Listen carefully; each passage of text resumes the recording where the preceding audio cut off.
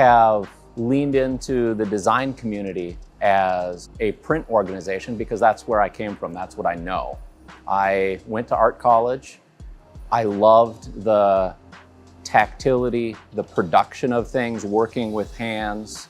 And when I got done with my communication design degree, and as a young designer sitting in front of a computer for 8-10 hours a day, it was really disenchanting. It's like, this isn't what I wanted my experience, my career to look like.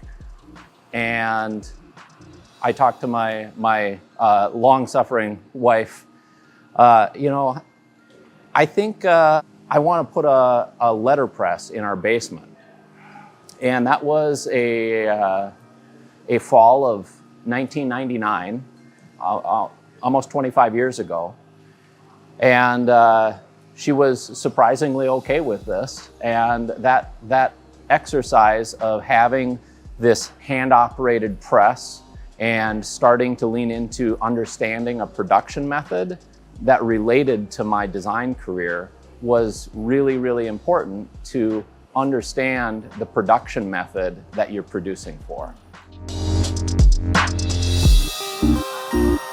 Right up there at the top, our sense of touch, our senses as human beings, when we can appeal to a customer with more than one sense, with both visual and the tactile, I think that makes what we do more powerful. I think the craving of human beings is more and more for things that are different than that. In some ways, what we do is just this counterpoint to the glowing screen, where it's, feed that visual intensity all of the time. And to have a real object and a distinctive object is what our goal is. It's to create something that stands apart as a distinctly different appearance.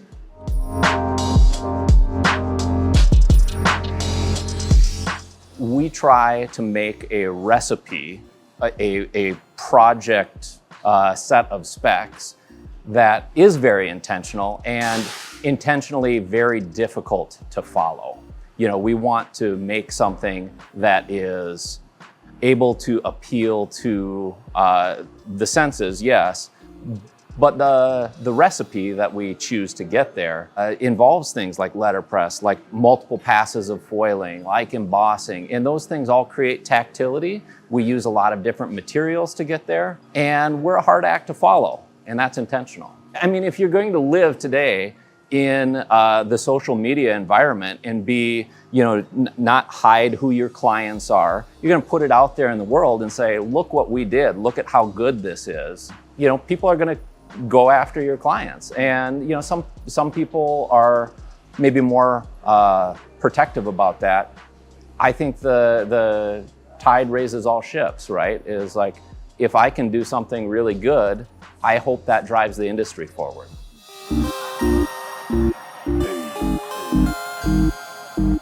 The journey involves a lot of back and forth at the front end. Like there's generally, a couple weeks, maybe even a couple months of time at the front end of a project, because we're often stepping into a new product, not something that exists out there already. So there's structural development, there's working back and forth with somebody's design vision and saying, okay, what's most important to you about this? And we try to make our best advice for the production based on what's important to the designer, and also balance that with what's possible in production. So it's matching design intent with production possibility.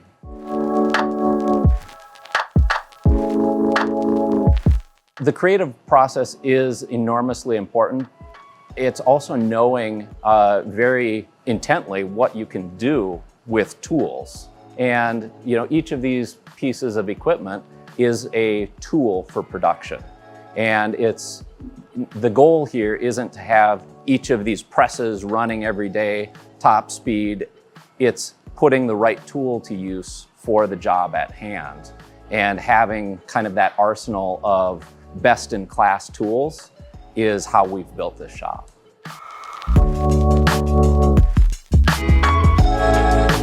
I think so, and that's where we've placed our best efforts as a company, is leaning into clients that want an artisan approach. They want a premium, distinctive approach. They're not going for a commodity. And so our clients are generally in those categories that do have margin. They are trying to be on the top shelf, not sell as many as possible. They're going for something distinctive. Art prints, packaging, both rigid box and folded carton now. Just trying to make really beautiful things that people will want to collect. That's the focus, is like, what kind of value added production can we put into play that makes our clients look really good?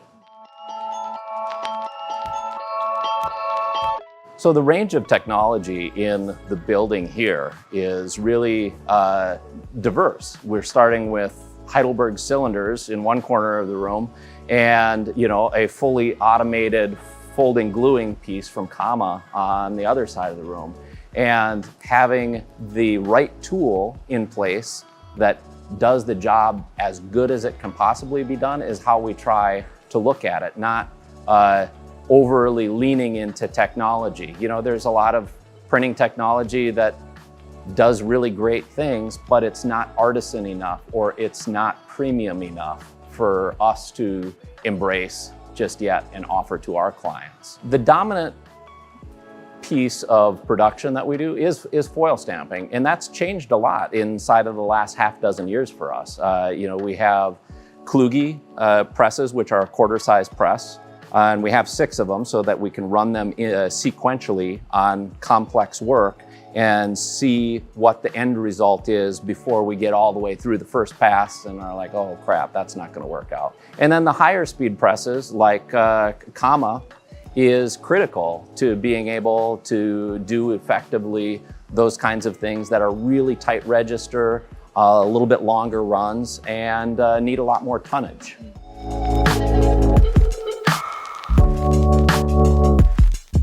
Well, I think Kama has been critical to growing the part of our client base that is doing larger, longer scale production work. Kama equipment enables us to do those things that are tens of thousands easier than if we're lining up only that much material at a time on a Kluege.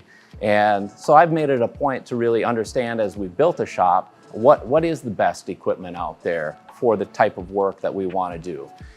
So much of the commercial world is do it as fast as possible, do it as cheap as possible. And we're much more about do it as good as possible. And I'm surrounded by people that care deeply about what we do. And that's critical. You have to have an environment where you're willing to teach people and train people. There's a deficit in the printing world of operators, and being able to have operators that can jump in and understand what's happening in front of them and do creative problem solving on the fly. Those are individuals that are hard to find, and we have a great team.